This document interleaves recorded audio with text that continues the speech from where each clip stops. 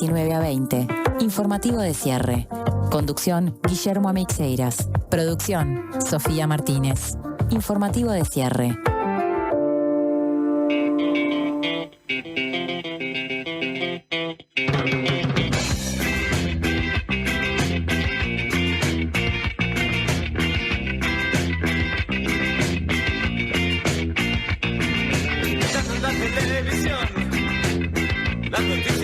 Nacionales comunicaban a la población que se cuidara de los criminales, que cerraran puertas y ventanas con cadenas y candados, que pusieran milicos vigilantes y sus ahorros bien guardados. La noticia nacional advertían a la población. La noticia nacional daban su versión. Seguí mirando el noticiero. Aseguraban una suba de precios, pero nunca acusan a nadie, nunca nombran a los necios. La noticia nacional mantienen su posición. La noticia nacional sirven a la explotación.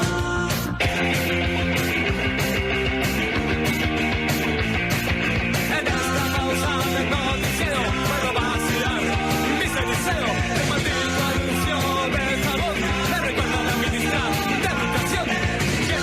Los criminales me quieren dar todas señales. Mientras todo aquí se está hundiendo todavía, presidente sigue durmiendo bien.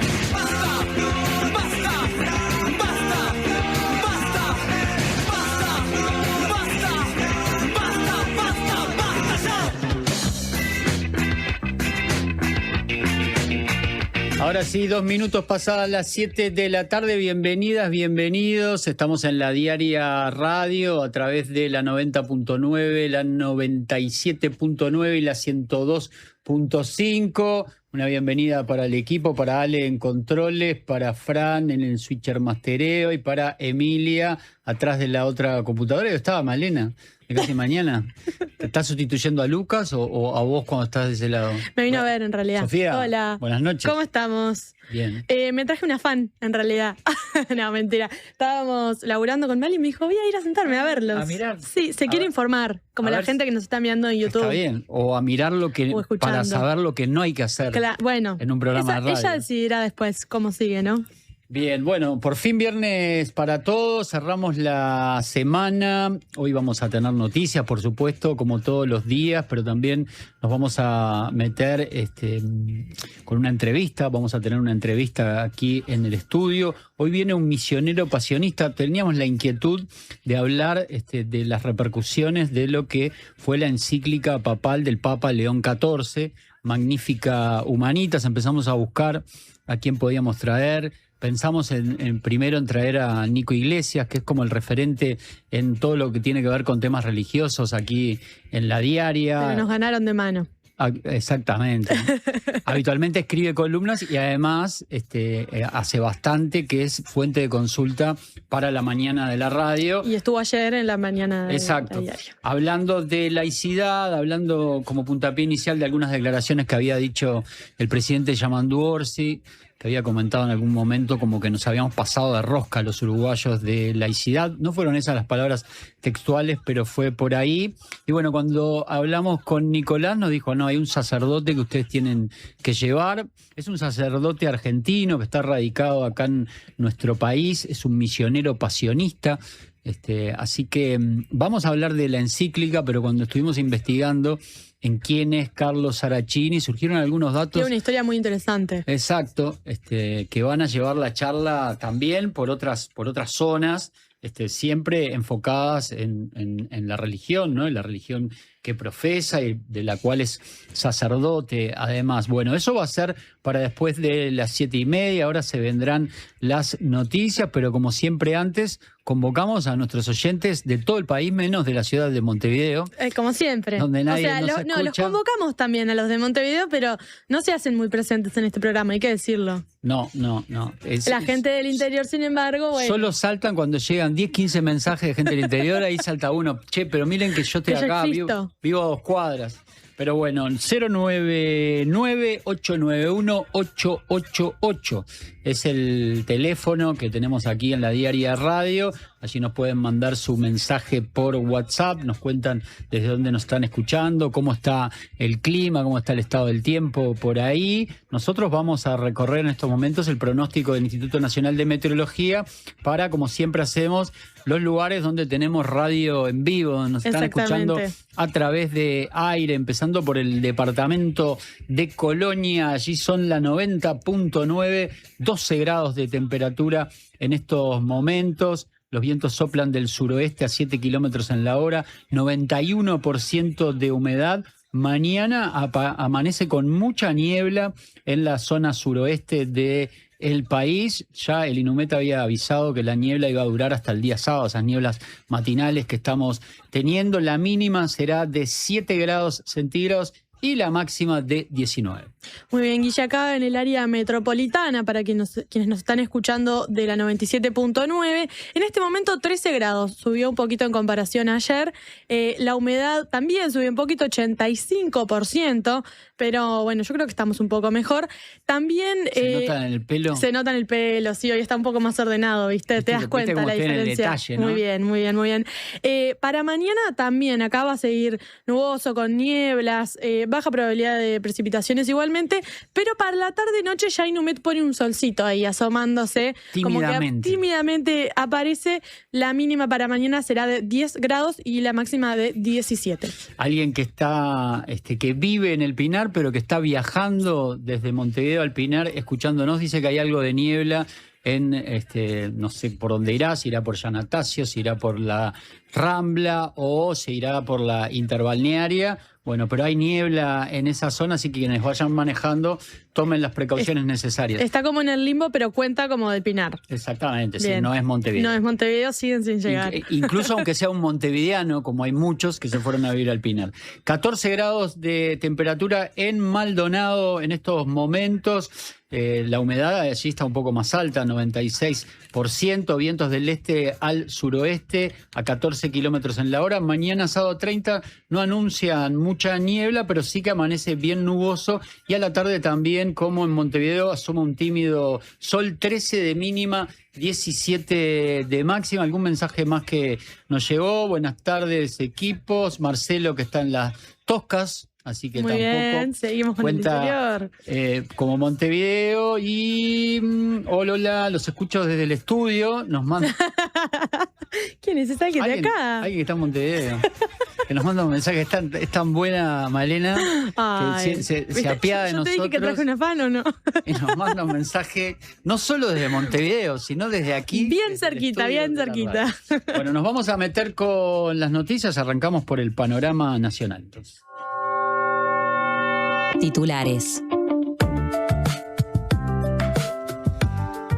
Repercusiones de entrevistas que realizaron los compañeros aquí hoy en la Diaria Radio. Ricardo Gil Iribarne estuvo hoy en este estudio y dijo sobre uno de los temas de la semana: Orsi no violó normas éticas, pero aceptar el descuento fue un error. Exactamente. El expresidente de la JUTEP y ex asesor de Senaclaft sostuvo que la compra de la camioneta Hyundai por parte del presidente Yamandu Orsi con un descuento de $25.000 no constituye una violación a las normas vigentes, aunque consideró que aceptar ese beneficio fue un error. En las declaraciones a la Diaria explicó que el Código de Ética de la Función Pública exige una contraprestación para configurar una falta y señaló que no existe evidencia de que Orsi haya favorecido a la empresa a cambio del descuento. No obstante, Gil Iribarne afirmó que el problema central es el efecto que ese tipo de situaciones puede tener sobre la confianza ciudadana. Según argumentó, aunque una conducta no esté prohibida expresamente, puede afectar la percepción de transparencia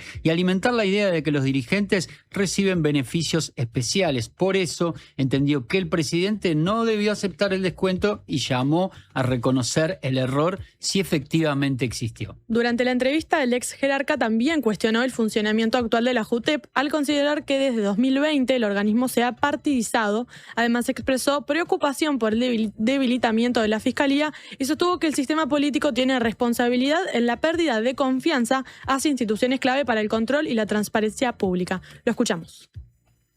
Hay un plano que es los aspectos legales. Si eso que pasó viola alguna norma vigente en el país. Yo sinceramente creo que no lo viola. Porque Uruguay aprobó en el 2019 una ley que se llama Código de Ética de la Función Pública, la ley 19823, que tiene 2 artículos que hablan de los regalos, el artículo 9 y el artículo 34. Los 2 hablan de que no se deben recibir dádivas, obsequios o regalos, pero los 2 dicen a cambio de algo. Los 2 exigen que, para que sea una falta, haya una contrapartida. Vos empresa me das algo y yo a cambio tomo una decisión que te favorece, o no tomo una decisión que te perjudica, o hago algo que no debo. No he visto a nadie que plantee que el presidente Orsi obtuvo a cambio de ese descuento, y a cambio dio tal o cual resolución que favorece a esa empresa. Yo no tengo ninguna sospecha. O sea, no tengo ningún elemento para tener ninguna sospecha de que una cosa está asociada a la otra. Hay un pedido de informe, me parece bárbaro, lo contestarán y habrá explicaciones o no habla, porque hay quién tomó la decisión, etcétera, etcétera. Formalmente, alguien me tiene que mostrar a mí, no, mira, esto fue a cambio de esto. Ahora, la otra pata es, yo lo que creo que fue un error. Creo que no lo debió haber aceptado. ¿Por qué? Porque justamente yo siempre pienso, no en la puja entre los partidos políticos, ahora qué votito gano pegándole a fulano o mengano, no en el tema, bueno, si el Estado perdió o no, sino en el ciudadano, en la gente común. Entonces, ¿cómo ve la gente común este hecho?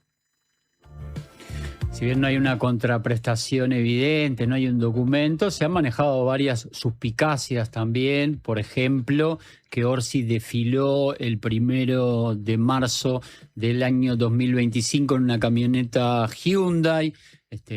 Algunos sospecharán o pensarán que estaba devolviendo un favor. También apareció ahora una compra directa que hizo ACE de vehículos Hyundai. También algunos legisladores de la oposición la cuestionaron, empezaron a aparecer algunas suspicacias. Y este tema no va a quedar acá porque la JUTEP recibió una denuncia anónima contra el presidente de la República por la compra de esa camioneta que estábamos hablando, ¿no? A la que nos estamos refiriendo.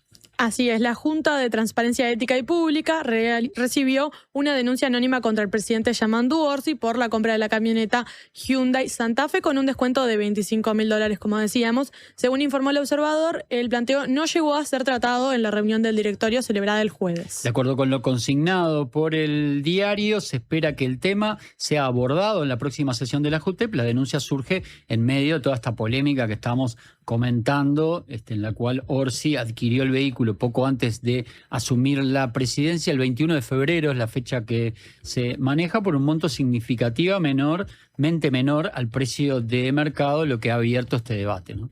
El caso tomó estado público luego de una investigación de la periodista Patricia Madrid en Radio Carve. Posteriormente, Presidencia difundió la factura de la compra emitida por la automotora Oliva, concesionario oficial de Hyundai en Uruguay, donde consta el descuento recibido por el mandatario. La situación también revivó cuestionamientos de la oposición sobre el funcionamiento y la integración de la JUTEP, organismo que actualmente cuenta con mayoría de representantes vinculados al oficialismo. Según informó el Observador, sus resoluciones no son vinculantes, aunque pueden señalar eventuales irregularidades. Y como Orsi ha tenido sus detractores, también tiene sus defensores. Fernando Pereira defendió al presidente de la República por la polémica de la camioneta.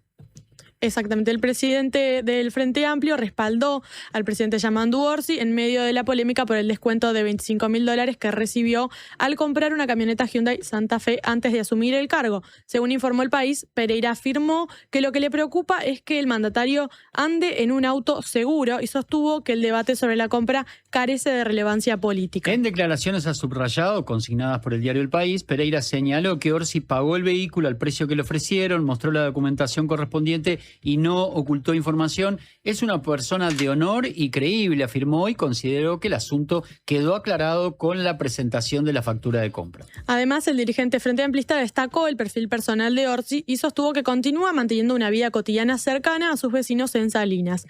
En paralelo, El País informó que el prosecretario de de Presidencia, Jorge Díaz, defendió la legalidad de la operación y argumentó que al momento de adquirir el vehículo, Orsi todavía no era funcionario público, por lo que no configuraría una violación de Código de Ética de la Función Pública.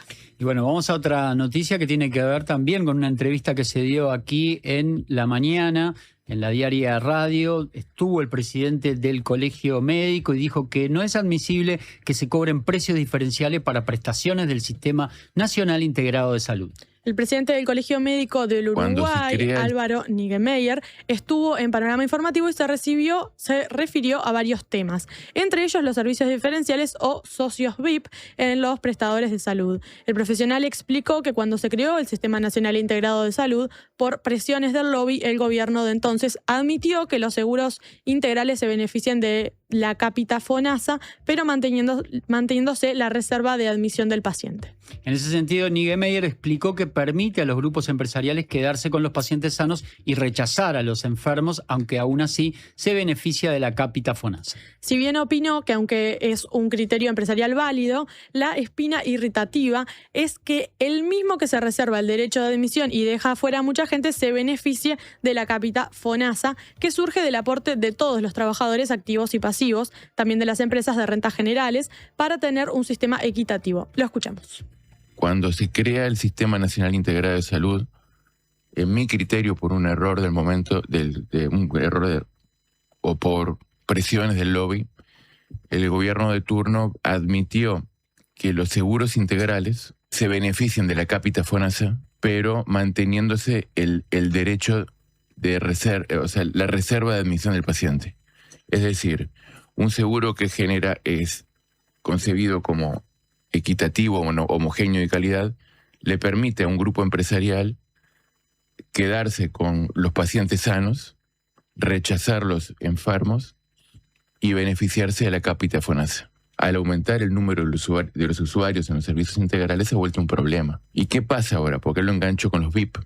Los prestadores tienen que empezar a competir con los seguros integrales para darles mejor hotelería, mejor tiempo de respuesta, y generan un servicio VIP en el cual cobran a veces una cuota única de $5.000 o $8.000 y después una sobrecuota o no, pero con los recursos también del FONASA, porque ese edificio en el cual funciona el servicio VIP, el bloque quirúrgico en el cual se va a operar, los médicos, enfermería, básicamente vienen del FONASA. Y entonces yo digo, ¿estoy en contra de esto o no? Es admisible que una mutualista cobre un servicio diferencial por tener mejor hotelería, por tener de repente una secretaría más personalizada, pero no es admisible que lo haga para las prestaciones del Sistema Nacional Integrado de Salud. Y cerramos con un combo relacionado a los combustibles. La ministra de Industria, Energía y Minería cuestionó el paro de FANCAP, un paro que se desarrolló y se desarrolla durante el día de hoy, y adelantó posibles ajustes en los combustibles. Fernanda Cardona cuestionó la decisión de FANCAP de realizar un paro de 24 horas en rechazo a la reestructura prevista para la planta de La Tablada. Según informó El Observador, la jerarca afirmó que la medida sindical no ayuda a nada en un momento en que el gobierno se encuentra defendiendo los nuevos precios de los combustibles que comenzarán a regir desde el 1 de junio. Cardona señaló que aún se están ajustando los detalles de la decisión, pero adelantó que es probable que algunos combustibles aumenten de precio mientras que otros permanezcan sin cambios. La ministra explicó que el gobierno busca amortiguar el impacto de los incrementos sugeridos por la Unidad Reguladora de Servicios, Energía y Agua, que recomendó subas de 6% para la nafta, 22% para el gasoil y 10% para el supergas, según consignó el diario El Observador. La jerarca sostuvo que la definición tomará en cuenta factores como la producción nacional, el costo del boleto, la llegada del invierno y el impacto en el bolsillo de la ciudadanía. Además, informó que continúan las conversaciones con las intendencias para promover la compra de cemento Portland producido por ANCAP, en el marco de una estrategia para fortalecer la actividad de la empresa estatal. ¿Costo de boleto, dijiste, Sofía? Sí. Bueno, aumentan 2,11% los boletos de ómnibus suburbanos desde el 1 de junio. El gobierno dispuso un ajuste de 2,11% en las tarifas de los servicios de transporte público colectivo de pasajeros en líneas metropolitanas y suburbanas. Según informó el diario El País, los nuevos valores van a comenzar a regir desde la medianoche del próximo lunes, de acuerdo con una resolución del Ministerio de Transporte y Obras Públicas. Perdón. Dale. Según consignó El País, el viaje Protección Montevideo pasará a costar 86 pesos, mientras que el boleto mínimo para jubilados y pensionistas se mantendrá en 45 pesos. Además, se actualizarán los precios de los abonos, los viajes especiales y los boletos zonales en distintos corredores del área metropolitana. Bueno, nos vamos a la primera pausa. Ya está nuestro invitado, así que vamos a acelerar con algunos títulos que nos quedan.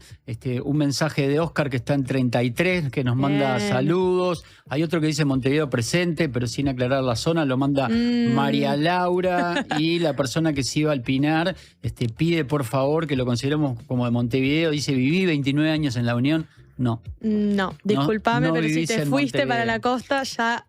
Y dice que va por la zona del aeropuerto y que ahí está arreciando la niebla. Hacemos la primera pausa de informativo de cierre, ya venimos. En El Círculo tenemos los mejores planes para vos y tu familia. Si tenés entre 1 y 20 años, podés afiliarte por tan solo 800 pesos al mes, con más beneficios gratis, el mejor servicio al menor precio y los menores tiempos de espera. Elegí cambiar ahora a la mutualista con el índice de satisfacción más alto y con la red de atención más grande del país, con 5 sanatorios y 50 policlínicos. Afiliate llamando al 1870 o en circulocatólico.com.uy. En El Círculo, estamos con vos.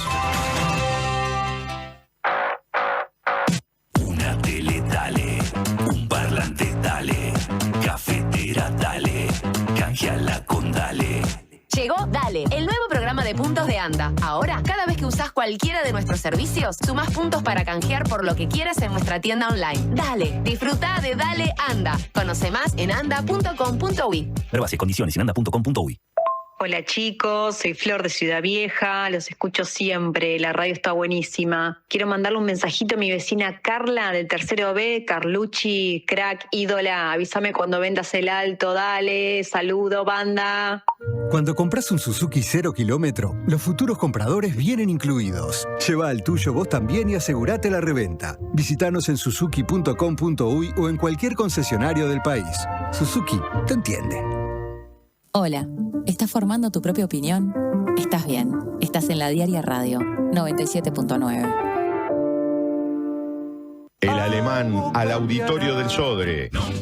Último disco de Gerardo Dorado, El Alemán. Yo, ¿quién sería? El Alemán, 26 de julio en el Auditorio del Sodre. Entradas en Ticantel. Otoño en la Zabala. En mayo, un nuevo ciclo de teatro en la sala Zabala Muniz del Teatro Solís. Margaritas en el mar, de Rosana Mutarelli. Versión y dirección, Sergio Luján. Cassandra, texto de Sergio Blanco. Dirección de Roxana Blanco. Animales de Dios, dramaturgia de Marianela Morena y Florencia Caballero Bianchi. Reykjavik, de Juan Mayorga. Dirección de Mariana Weinstein. Otoño en la Zabala. Historias con las que construimos pasado y presente. Entradas en venta en Ticantel y boletería del teatro.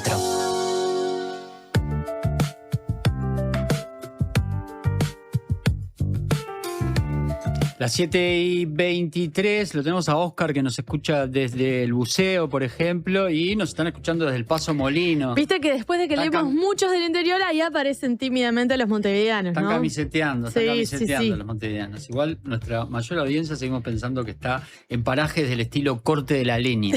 Exactamente. Ejemplo, donde está Walter, que me acuerdo de su mensaje. Hablando del interior del Uruguay, justo hablé de Corte de la Leña, que es en Maldonado. Vamos a una noticia del departamento de Maldonado. Atención, la gente que nos está escuchando a través de la 102.5, el diputado Joaquín Garlo reclama sanciones por irregularidades en las obras de la Mar Lofts. El diputado del Frente Amplio por Maldonado reclamó que la Intendencia Departamental aplique medidas muy contundentes tras la paralización de las obras del edificio del Mar Loft en La Barra a raíz de denuncias por presuntas irregularidades. Según informó La Diaria, el legislador sostuvo que el caso refleja los efectos de una política de excepciones urbanísticas que a su juicio generó una sensación de impunidad entre algunos desarrollistas. Carlos recordó que el proyecto recibió beneficios excepcionales, entre ellos la autorización para superar ampliamente los parámetros de construcción previstos para la zona. También señaló que la obra fue objeto de cuestionamiento desde etapas anteriores y que cuando integraba la Junta Departamental de Maldonado trabajó junto a organizaciones vecinales para intentar revertir esas autorizaciones. El diputado consideró que la situación expone problemas de control en el departamento y afirmó que muchas irregularidades irregularidades terminan saliendo a la luz gracias a denuncias de vecinos. Y atención, la 90.9 en Colonia, una noticia del departamento. Diputada del Frente Amplio alertó por hacinamiento y graves carencias en la cárcel de Piedra de los Indios. La diputada frente amplista Tatiana Antúnez advirtió sobre la situación gravísima que atraviesa la unidad 14 de Piedra de los Indios en Colonia, tras una recorrida realizada junto a autoridades del Instituto Nacional de Rehabilitación. Según informó la diaria, el establecimiento presenta problemas de hacinamiento, deterioro edilicio y falta de personal para atender adecuadamente a la población privada de libertad. Antúnez señaló que la cárcel fue diseñada para albergar entre 100 y 150 personas, pero actualmente cuenta con 332 internos. Durante la visita, la delegación constató que algunas personas duermen en el piso y que se instalaron cuchetas de hasta 4 niveles para hacer frente a la sobrepoblación. Además, identificaron problemas en la cocina, fallas eléctricas, baños en mal estado y filtraciones de agua. La legisladora sostuvo que la situación refleja dificultades estructurales del sistema penitenciario uruguayo y cuestionó que el aumento de la población carcelaria no haya estado acompañado por una ampliación de la infraestructura y los recursos humanos necesarios. También alertó sobre la falta de personal técnico para clasificar a los internos, la situación de las mujeres privadas de libertad con hijos pequeños y las limitaciones para cumplir con los objetivos de rehabilitación en condiciones adecuadas. Dos noticias del panorama internacional para cerrar informativo de cierre, la parte informativa. Después nos vamos a meter con la entrevista que ya les prometíamos. Estados Unidos designó como terroristas a las principales bandas criminales de Brasil. La administración de Donald Trump resolvió incorporar al Primeiro Comando da Capital y Comando Vermelho, las dos mayores organizaciones criminales de Brasil, a su lista de organizaciones terroristas extranjeras. Según informó el Observador, la decisión generó una fuerte reacción del gobierno de Lula da Silva, que clasificó la medida como arbitraria y cuestionó que puede afectar la soberanía brasileña. La portavoz del Departamento de Estado estadounidense, Natalia Molano, explicó al Observador que la decisión responde a razones de seguridad nacional y no está dirigida contra Brasil. Según sostuvo, ambos grupos operan en más de una decena de estados de Estados Unidos y representan una amenaza para la seguridad pública. La designación permite congelar activos, aplicar sanciones y perseguir judicialmente a personas o empresas que colaboren con esas organizaciones. El gobierno brasileño expresó preocupación por las posibles consecuencias de la medida sobre la cooperación policial y el sistema financiero del país. Además, rechazó los planteos del senador Flavio Bolsonaro, quien celebró la decisión y afirmó haber solicitado personalmente la designación durante una reciente visita a Washington. La Casa Blanca aseguró que la medida forma parte de una estrategia regional más amplia y no responde a un pedido específico del dirigente brasileño. Hay mucha polémica en Brasil con esta situación. Además, Flavio Bolsonaro compite con Lula por la reelección Lula en este caso, y la primera vez que sería presidente para el hijo de Bolsonaro, con unas encuestas que están muy parejas. Descendió un poco Flavio Bolsonaro en estos últimos días por un escándalo en el que se vio envuelto, un escándalo que lo vincula con un banquero, pero referente a el PCC, al primer comando de la capital, ya sabido hace tiempo que hay ramificaciones del PCC en Uruguay, y mañana en la diaria de fin de semana hay un artículo donde se consulta a varias personas relacionadas al tema. ¿Qué incidencia puede tener esto en Uruguay, donde también el PCC opera, ¿no? ¿A qué tipo de sanciones se podría llegar o podríamos estar abarcados aquí en nuestro país? Así que bueno, recomiendo entonces leer la diaria del fin de semana. Y este fin de semana son las elecciones en Colombia, es la primera vuelta y hay encuestas que están ubicando a Iván Cepeda primero y anticipan una segunda vuelta muy competitiva en el país cafetero. A 2 días de las elecciones presidenciales en Colombia, una encuesta de Atlas Intel difundida por la revista Semana muestra al senador Iván Cepeda al frente de la intención de voto con 38,7%, seguido muy de cerca por el abogado Abelardo de la Espirela, que alcanza 37,3%. Según informó el diario argentino El Clarín, la diferencia entre ambos se encuentra dentro del margen de error, por lo que el escenario es considerado un empate técnico. Iván Cepeda es el candidato de Petro, representa a la izquierda en Colombia. Abelardo de la Espriella es de la ultraderecha, y la que vamos a nombrar ahora que es también opositora, que es hija predilecta del expresidente Álvaro Uribe, se ubica a la derecha de la ideología política. Paloma Valencia, hablamos de ella, aparece en tercer lugar con 14,3%. El resto de los postulantes se ubica muy por detrás. El relevamiento fue realizado entre el 18 y el 21 de mayo sobre una muestra de 4.531 personas y refleja cambios respecto de mediciones anteriores, consignó el diario Clarín de Argentina. De acuerdo con las simulaciones de segunda vuelta citadas por Clarín, De la Espriella derrotaría a Cepeda por 50 contra 41,3, mientras que Valencia también se impondría al candidato de izquierda, aunque por diferencia menor. En cambio, un eventual balotaje entre Cepeda y Sergio Fajardo aparece prácticamente empatado. Los colombianos acudirán a las urnas este domingo para elegir al sucesor de Gustavo Petro. No se pierdan panorama informativo el día lunes con Denise y con Brian, que por supuesto esta primera vuelta para en el mundo, perdón. Claro. ¿Qué panorama informativo también es un muy buen programa también, que está con Maíz. Y probablemente haya un reflejo también. Probablemente a la mañana. ¿Por qué no? Claro, hizo un mix. Bueno, muy bien acotado. Paren al mundo, el programa que va a las 3 de la tarde, antes de las ganas. Allí están Denise y Brian, y seguro va a haber un análisis de lo sucedido en Colombia el fin de semana. Ahora sí, Sofi, nos vamos a la pausa y nos metemos en la zona de entrevista de Informativo de Cierre. Homeopatía Olivencia. Idóneos en elaboración de fórmulas homeopáticas y florales. Logra el bienestar físico y emocional de forma natural. Olivencia te escucha. Comunicate al 099-471074 o visita nuestra web olivencia.com.uy. En Antel, el futuro lo hacemos junto a quienes impulsan el país. Por eso, acompañamos a las empresas con soluciones seguras en nuestro data center. Y también junto a quienes cuidan el planeta. Por eso, trabajamos en la recolección de residuos electrónicos. Porque el futuro se hace juntos. Antel, el futuro lo creamos juntos.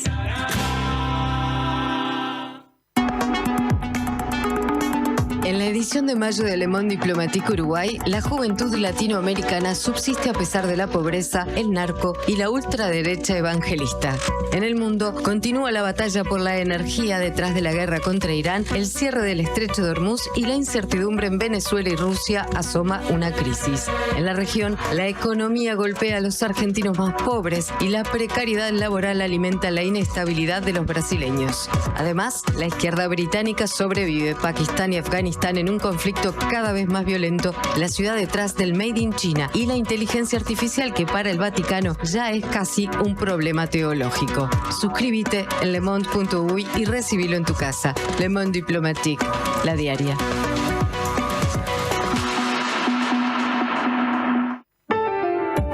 Más voces, menos ruido. La Diaria Radio 97.9.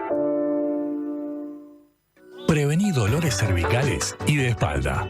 Ajusta la altura de la pantalla. Elegí sillas con buena sujeción lumbar. Prevení. Preasociate a la Española. 1920-1234 o preasociate.com. Suma Camerata en vivo presentando su primer álbum, Suma Camerata. Festejar para sobrevivir. Sábado 1 de agosto, 21 horas, en La Trastienda. Suma Camerata en vivo en La Trastienda. Entradas limitadas disponibles en Pass Line. Invita Bizarro.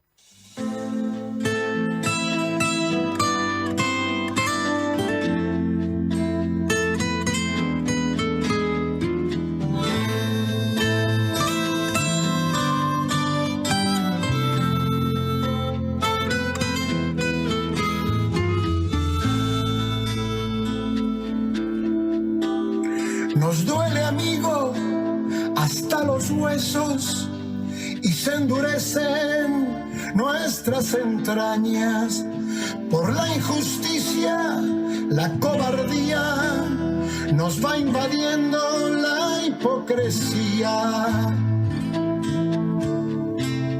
Hay tanta bronca acumulada. 19:34. Bueno, tenemos muchos mensajes de Salinas, de Chile, de Maldonado, de Pan de Azúcar. Un saludo para toda la gente que nos está escribiendo. Estamos escuchando, arrancó cantando León Gieco, pero esta canción está acompañado por Teresa Parodi, por Víctor Heredia, por Yamila Cafrune, que me imagino que es la hija de Jorge. Y alguno más, creo que está Liliana Herrero por ahí, y está quien tengo enfrente, el misionero pasionista, Carlos Saracini. Ahora vamos a pedirle que nos cuente qué es ser un misionero pasionista. Primero agradecerle estar por aquí. Gracias, Carlos, por venir. Bueno, Guillermo, gracias por invitarme y un abrazo ahí a los oyentes que nos están escuchando. Nosotros comentábamos hoy que la idea, queríamos hablar desde algún punto de vista, de algún ángulo de la encíclica papal, esa encíclica que mete el tema de la inteligencia artificial, lo pone en el tapete, y consultamos a Nicolás Iglesias, nuestro referente en todo lo que tiene que ver con temas vinculados a la religión, y nos dijo, yo no puedo ir porque voy mañana a otro programa, pero tienen que llamar a Carlos. Carlos, vos sos argentino. Sí. ¿Cómo llegaste a Uruguay? ¿Por qué estás en Uruguay? Bueno, yo tengo 62 años, ¿verdad? Estoy por cumplir 62. Y llegué acá por primera vez en el 82, con 18 años. Después estuve aquí de vuelta entre el 91 y el 96, ya cura. ¿Ya tenías la vocación en el 82? Sí. ¿Llegaste? Sí. Sí. Y después, entré, mi primer paso fue aquí, en Montevideo, que fue muy importante para mí. En la comunidad Santa Gema, en Flor de Maroñas. ¿Qué pasó ahí? Y, que se dio con mucha claridad esto de que la fe y la vida, la fe es un motor para transformar la realidad. Entonces, lo que yo intuía con 17 años, 18 aquí, se confirmó. Y entonces, esa experiencia de que la fe no es opio, sino que es transformación, ya a los 18 años lo pude vivir en una parroquia que ya tenía comunidades eclesiales de base. Eso significa una iglesia entre las casas de la gente y que intenta transformar la realidad junto con otros y otras, con distintas espiritualidades, distintas realidades, pero sumando su palabra, transformando la realidad, ¿no? Entonces eso ya, y bueno, también una conciencia crítica a lo que estaba sucediendo en Argentina en aquel momento de la Guerra de las Malvinas, claro, que eso también me hizo mucha... ¿Y no tenías edad de que te pudieran convocar a la Guerra de las Malvinas? ¿Tuviste que hacer el servicio militar o pudiste quedar afuera del servicio militar? Porque 18 años justito estaba. Sí, estaba ahí, pero por el número bajo y eso yo no hice servicio militar. Mis hermanos fueron llamados, pero fueron a Bahía Blanca, el que estaba más cerca, pero no fuera. Citaste Santa Gema ahí, y yo hablaba de los misioneros pasionistas. Claro. Está vinculada, claro, esa parroquia. ¿Quiénes son los misioneros, claro, pasionistas? ¿Viste cómo están los jesuitas, que son más conocidos, los, claro, salesianos? Dentro de toda esa variedad de congregaciones estamos los pasionistas, que tenemos unos 300 años, nacimos en Italia, y el corazón es como mirar al apasionado Jesús en esa pasión, en ese padecimiento, percibir, un valiente que fue fiel a sus convicciones, no mirar el dolor, sino mirar ese dolor es porque se ha apasionado por un sueño, porque ha querido derribar fronteras, como los distintos privilegios de siempre. Ha hecho todo lo posible para eso, y entonces, por eso el poder político, económico y religioso decidió matarlo. Pero nosotros vemos ahí la Pascua como, por eso pasionista es en esa pasión percibir el coraje de él y el amor como motor de ese coraje, ¿no? Te interrumpí en este relato que va y viene. Sí. Viniste a los 18 años, claro, a Uruguay, pero volviste hace 8 años. Exacto.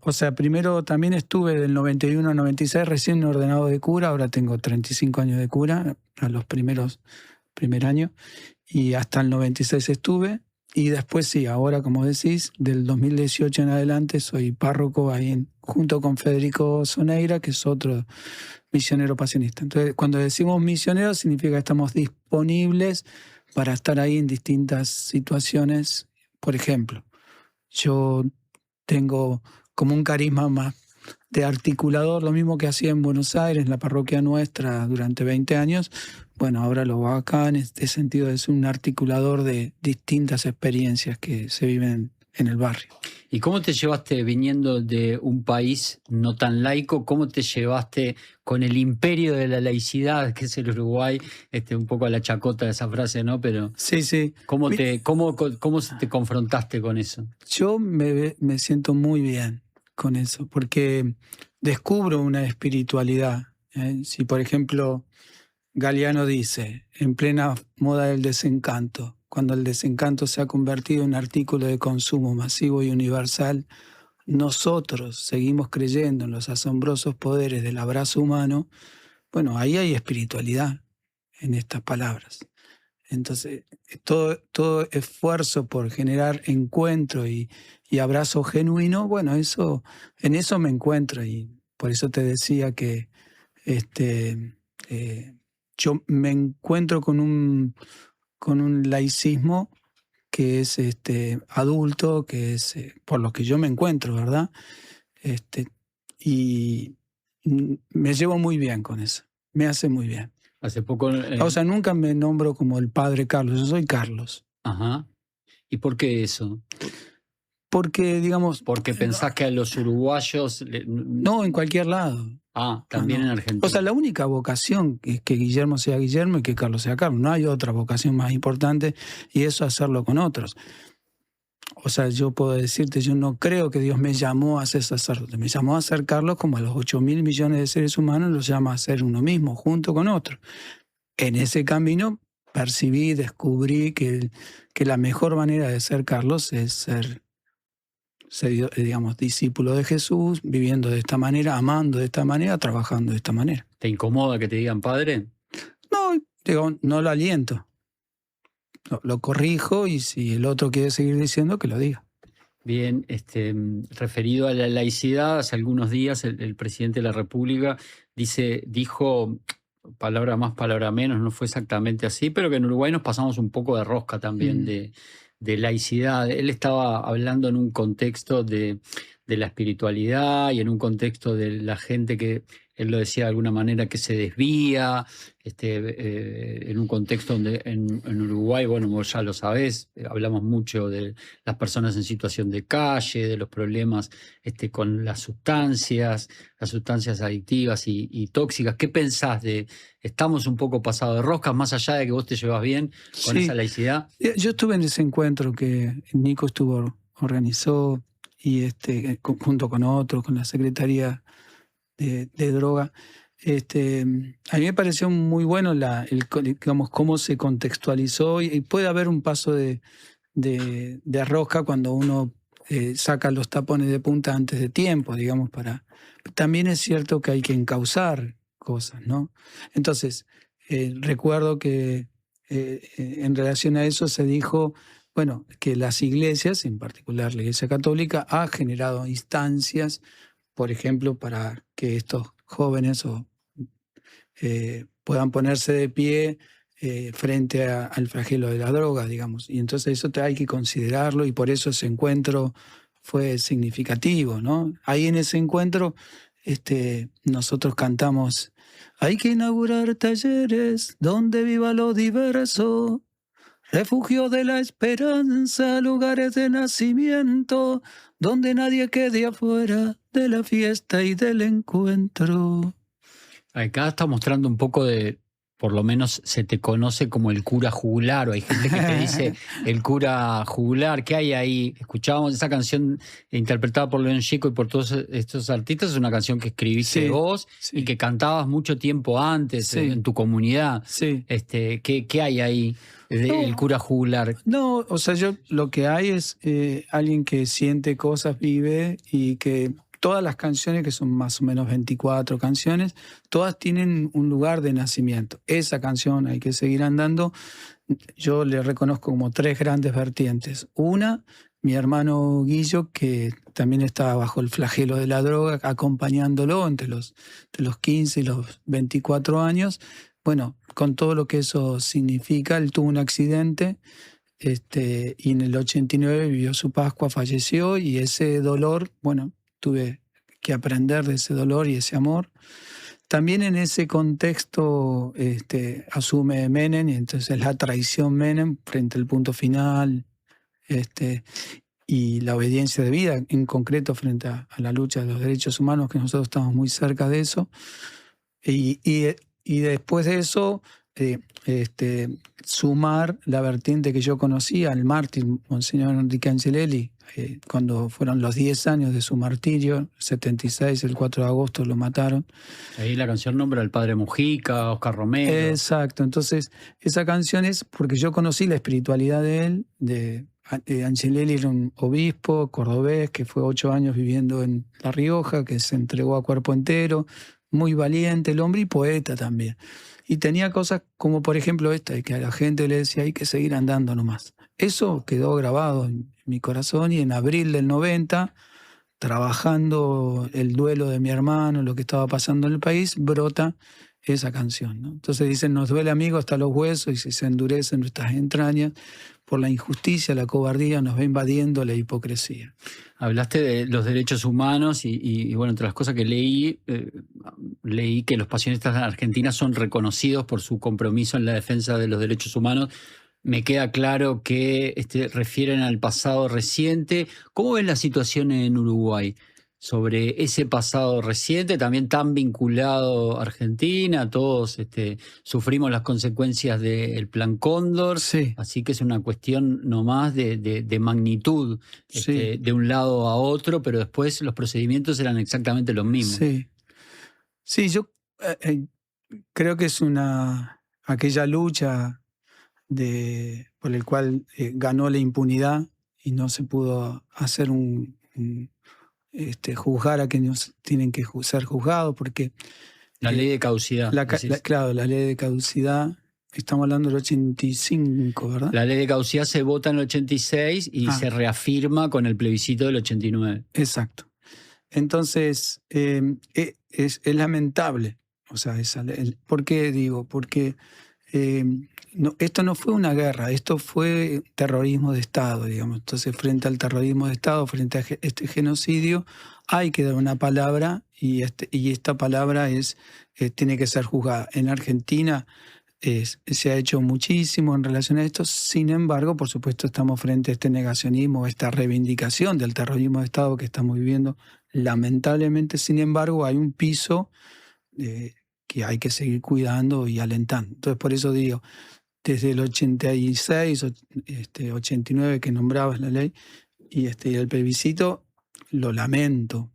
Entiendo que una sociedad pueda pronunciarse y decir, y hay que bancársela. Pero es lamentable que todos estos silencios que ocultan la verdad, ¿no? Una verdad que va saliendo de a poco, ¿no? Como dice el canto, ¿no? La tierra habla, sigue hablando, y bueno, si no viene por un lado, vendrá por otro, ¿no? Por el coraje.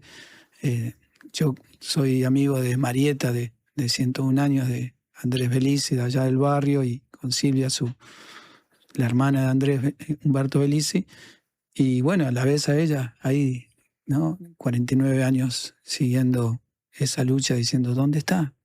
Digan la verdad. Otra dentro de algunas entrevistas que leí, te leí una frase que decía, no podemos pensar en un cristianismo sin compromiso social. La pregunta es, ¿cuál es el alcance para vos de ese compromiso? Y la primera pregunta, y la segunda pregunta sería si crees que toda la institución iglesia siente y tiene ese compromiso y comparte ese mensaje, ¿no? O sea, es verdad lo que dice Marx, que la fe puede ser opio, es verdad. O sea, que uno, como también el mercado consumista puede ser opio, como la tecnología puede ser opio, distintas cosas. Ahora, que la fe puede ser un motor que genere transformación, también es verdad. Y la teología de la liberación, que ya tiene más de 60 años de historia. ¿Existe todavía la teología de la liberación? Claro. ¿Hay sacerdotes todavía? Sí, claro que sí. claro que sí. Hay una... No vino el Papa Juan Pablo II y los caminó. No, pero viste que esos ríos subterráneos que van por debajo y que de repente brotan. Con Francisco brotó la teología de la liberación. ¿Cómo le explicás la teología de la liberación en pocas palabras? Y yo, digamos, diría esto que te dije antes, hay una fe que es motor de transformación, que coloca el corazón. Uno puede estar en distintas clases sociales, pero si uno coloca el corazón en los más pobres, en aquellos que están más al nudo, y la mirada en la fraternidad universal, esa tensión te da la necesidad de hacer cambios estructurales, ¿no? La necesidad de que las variables sean otras para que aquellos que están más desprotegidos tengan más posibilidad de casa, de trabajo, de alimento, etcétera, etcétera, digamos, ¿no? Un teólogo de la liberación que a mí me gusta citar dice, cuando no se puede, que se llama Ricardo Antoncich, que vivió muchos años en Bolivia, dice, cuando no se pueden hacer paredes, que sean los cambios estructurales, hay que hacer ladrillos, porque cuando podamos hacer las paredes ya tenemos los ladrillos hechos. Entonces, en cualquier tiempo se pueden hacer ladrillos, cualquiera, y también hay momentos donde se pueden hacer cambios estructurales que de alguna manera generen una equidad mayor a lo que hoy tan injustamente vivimos, ¿no? Nos quedan algunos minutos, no quiero dejarte ir sin hablar brevemente. Me comentaste que no la leíste, Sí, pero que sí. leíste mucho comentario Sí. de la encíclica. Justamente lo citábamos a León XIV, y bueno, vos citabas a Francisco en realidad, su antecesor, pero iba por este camino. De hecho, dejó sentadas las bases para la encíclica que escribe Exacto. León XIV. Magnifica Humanitas, humanidad magnífica, o algo así. No sé cuánto Sí, sabe de latín. así es. Pero hago la traducción Sí. casi literal que se me ocurriría. ¿Qué es una encíclica y qué poder, qué relevancia crees que tiene, más allá de esta que parece ser muy relevante, ¿no? Es muy En relevante. general. He recibido muchos comentarios de gente agnóstica, atea, que dice, che, esto es impresionante. lo Nos que está llamó la pasando". atención a más de uno. Tremendo. A ver, creo que León XIV salió a la cancha con esto, o sea, como diciendo, si yo me llamo León XIV porque hubo un León XIII que fue en aquel tiempo las nuevas, hablar de las nuevas cosas, de la revolución industrial de aquellos años. Él dice la inteligencia artificial, o sea, que el tipo lo tenía, digamos, ¿no? O sea, por supuesto que él se para en una iglesia. A mí me gusta decir que Juan XXIII, te estoy hablando del concilio, 1962-65, Pablo VI abrieron las ventanas, Francisco abrió las puertas, andaba a ver que abre el techo, no sé. Pero, digamos, ahí como abrió muchas puertas Francisco, yo lo quiero muchísimo y creo que él nos ha dado un humanismo cristiano que le ha hecho mucho bien a la iglesia. Y creo que esta carta, esta encíclica, está poniendo el ojo en lo humano, digamos, ¿no? La dignidad humana, ¿no? De lo que yo he leído, de lo que yo he visto. ¿Cómo hacer para ponerle un cauce a esta herramienta, que es importante que esté, y un cauce que tenga ética, que esté en beneficio del bien común, de la humanidad, de la creación, de la madre tierra? Creo que él está como jugando, diciendo, bueno, despertemos. Además, todos sabemos que hay un mercado que tiene cooptado esta inteligencia artificial. Sí, él habla, entre otras cosas, que de alguna manera antes eran los estados que impulsaban Exacto. y orientaban la innovación, y ahora son individuos con mucho dinero o grupos transnacionales, ¿no? Que de alguna manera podrían llegar a decidir los destinos de la humanidad. Exacto. ¿Está en juego el destino de la humanidad? Exacto. ¿Vos pensás que está en juego, sí o no? Yo creo que sí, en este sentido de que es importante que despertemos esta conciencia más colectiva para ponerle un cauce a esta, o sea, la forma en que Trump, por poner este personaje, se maneja, es esa prepotencia, pero por supuesto que es una marioneta de otros, como pasa con Milei, Bueno, justamente hay una introducción, dentro de lo que es la introducción de la encíclica, anoté específicamente, como sos argentino, porque en el punto 14 dice: evitemos las palabras que humillan o enfrentan. El uso de las palabras que humillan parece ser un signo, ¿no?, epocal, ¿no?, de esta época, encarnado, como decías vos, en muchos líderes. Uno de ellos puede ser Trump, pero otro puede ser Javier Milei. ¿Cuál debería ser la respuesta a eso? Contestar, poner la otra mejilla, como es como una frase tradicional de las enseñanzas de la Iglesia, ¿no? Mira, no sé si llegaste a escuchar a Cuerva el otro día, es el obispo de Buenos Aires. El 25 de mayo. 25 de mayo. Y yo digo, hay que hablar así, como él habla. Por supuesto que podría haber sido aún un poquito más. Bueno, pero él fue claro, digamos, ¿no? Entonces creo que hay que hablar con altura, pero encauzando un proceso más colectivo. Nadie se salva solo, nadie se salva con humillando al otro, que es lamentable. Por eso es una degradación de lo humano, digamos, ¿no? Entonces la posibilidad de...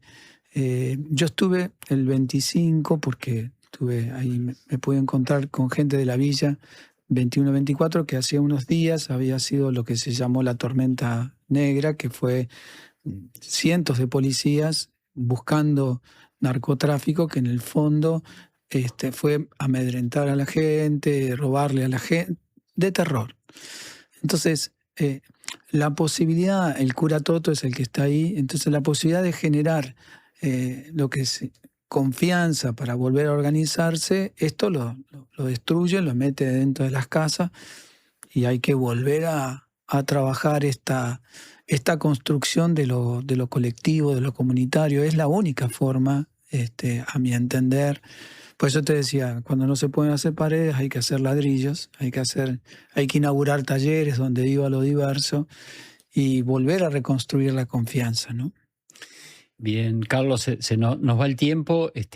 Dentro de la encíclica se hablan de las nuevas esclavitudes, pero casi que al final hay un perdón de la Iglesia. El Papa León XIV pide perdón de parte de la Iglesia por la esclavitud, la esclavitud en general, la esclavitud histórica y los cientos de años en que la Iglesia no se pronunció sobre el tema.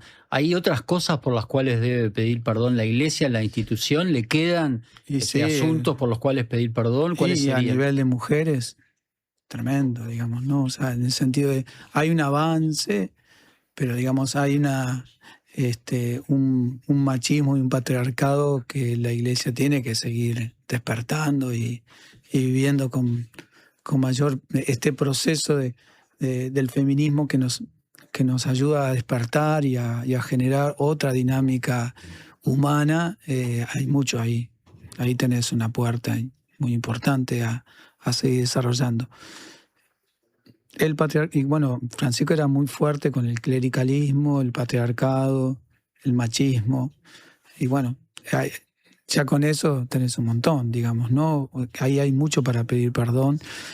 Y que ese perdón se transforme en algo que Francisco empezó y que esperamos que León también lo haga, de ir colocando a las mujeres en los lugares donde tiene que o seguir estando, digamos, ¿no? Carlos, se nos fue el tiempo, pero bueno, gracias por estos minutos y por esta charla. No te voy a decir el padre Carlos, gracias, de ninguna manera, y si no me corregís. No, capaz que está bueno volver a decirte, dice, es para seguir con este canto que no es mío, de un amigo que se llama Humberto Pegoraro, dice: no hay tarea más urgente que tejer junto a mi pueblo las redes de la justicia que nos vayan sosteniendo, hilvanando la utopía con los hilos de sus sueños. Hay que inaugurar talleres donde viva lo diverso, refugios de la esperanza, lugares de nacimiento donde nadie queda fuera de la fiesta y del encuentro. Muchas gracias, Carlos. Abrazo. Con eso nos vamos, gente. Nos despedimos hasta el lunes, cuando peguemos la vuelta a las 7 de la tarde. Recuerden que llega la música Me Llueve, llega casi mañana. Y bueno, después retornamos con la programación en vivo el día lunes a partir de las 7 de la mañana. Buen fin de semana para todos.